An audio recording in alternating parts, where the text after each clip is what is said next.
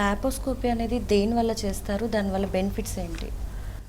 So open surgery అంటే కోత ఉండే సర్జరీ అండి. ఇప్పుడు ఎలాగైతే బేబీని బయటకు తీయడానికి సిజేరియన్ సెక్షన్లో మనం కట్టిస్తాం. సో పెద్ద కోత ఉంటుంది. బయట చర్మానికి మాత్రమే కాదు, లోపల కండరాలకి కానివ్వండి, లోపల పొరలు ఉంటాయి, చాలా చాలా పొరలు ఉంటాయి. సో అవన్నీ ఓపెన్ చేసి అప్పుడు గర్భసంచిని బయటకు తీసి లేదా బేబీని డెలివర్ చేయడం, దీన్ని సిజేరియన్ సెక్షన్ అంటాము. సిమిలర్గా ఫైబ్రాయిడ్ గడ్డలకు కానివ్వండి లేదా గర్భసంచి రిమూవల్కి కానీ కోత కోసే ఆపరేషన్ ఉంటుంది. అవసరం ఉన్నప్పుడు ఖచ్చితంగా అదే చేస్తారు. లేదు ఆల్టర్నేట్ మెథడ్ ఏంటి అంటే లాప్రోస్కోపీ. సో చిన్న చిన్న రంధ్రాల ద్వారా పొట్టలో నుంచి వెళ్ళి, అండ్ ఆ చిన్న రంధ్రాలు ఎంత సైజు ఉంటాయి అనేది క్వశ్చన్. ఒక 1 సెంటీమీటర్ అన్నిటికంటే పెద్ద సైజ్ అండి అది బొడ్డు దగ్గర వేస్తారు. మిగిలినవన్నీ 5 మిల్లీమీటర్లు ఉంటాయి. సో చాలా చాలా చిన్న రంధ్రాలు ఉంటాయి. దానికి ఒక్క కుట్టు మాత్రమే పడుతుంది.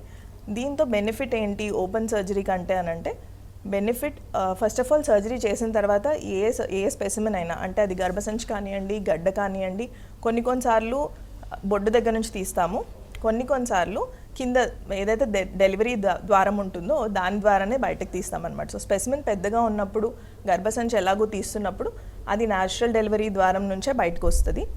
దాన్ని బొడ్డు దగ్గర నుంచి తీయం. గడ్డలు మాత్రమే తీస్తున్నప్పుడు లేదా ఒవేరియన్ సిస్ట్లు అనేటివి మాత్రమే తీస్తున్నప్పుడు అప్పుడు బొడ్డు దారి నుండి బయటకు తీస్తారనమాట. బ్యాగ్ వేసి తీస్తారు. సో ఈ డౌట్స్ చాలామందికే ఉంటాయి. బట్ లాప్రోస్కోపీకి ఓపెన్కి డిఫరెన్స్ ఏంటి అంటే, మీకు హీలింగ్ టైం కానివ్వండి, మళ్ళీ తిరిగి మీ వర్క్కి వెళ్ళిపోవడానికి కానీ చాలా త్వరగా వెళ్తారు. సో ఆ డిఫరెన్స్ కోసమే ఈ ఓపెన్ నుంచి లాప్రోస్కోపీ బెటర్ ఆప్షన్ అని చెప్తాం.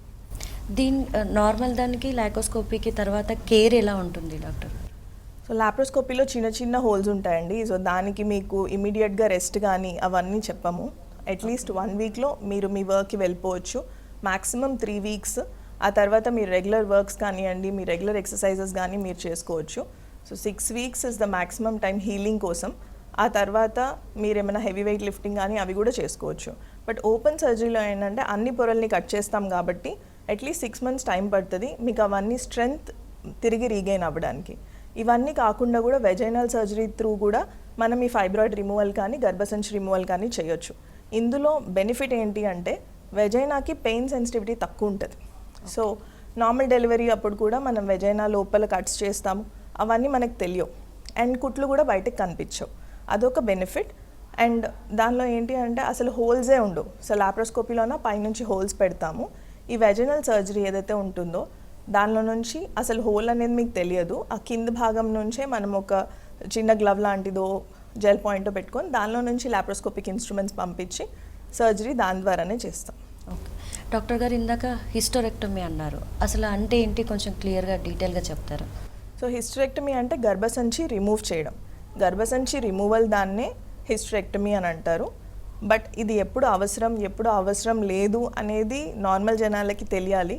అండ్ చిన్న చిన్న వాటికి భయపడిపోయి ప్రతిదానికి హిస్టరెక్టమీకి వెళ్ళిపోవడం అనేది కరెక్ట్ ఆప్షన్ కాదండి. అంటే మీరు భయం వల్ల ఒక డెసిషన్ తీసుకోవడం కరెక్ట్ అవ్వదు.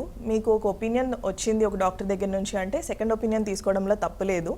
సో దయచేసి వైట్ డిశ్చార్జ్ కోసమో లేకపోతే పదే వైట్ డిశ్చార్జ్ అవుతుందని దీనికోసం 23 ఏళ్లకో ఒక 30 ఏళ్లకో గర్భసంచి తీసేస్తాము అని ఎవరైనా చెప్తే ఇంకొక డాక్టర్ దగ్గరికి వెళ్ళండి. కరెక్టే, ఎప్పుడైనా అది క్యాన్సర్గా బయటపడినా లేదు ఇంకేదన్నా డ్యామేజ్ జరుగుతుంది గర్భసంచికి అన్నప్పుడు తీస్తాము. అంతేకాని చిన్న చిన్న రీజన్స్కి నార్మల్గా ట్యాబ్లెట్స్తోనో లేకపోతే ఇంకొక చిన్న సర్జరీతోనో నయమైపోయే రీజన్కి గర్భసంచి రిమూవల్ అనేది చాలా పెద్ద డెసిషన్.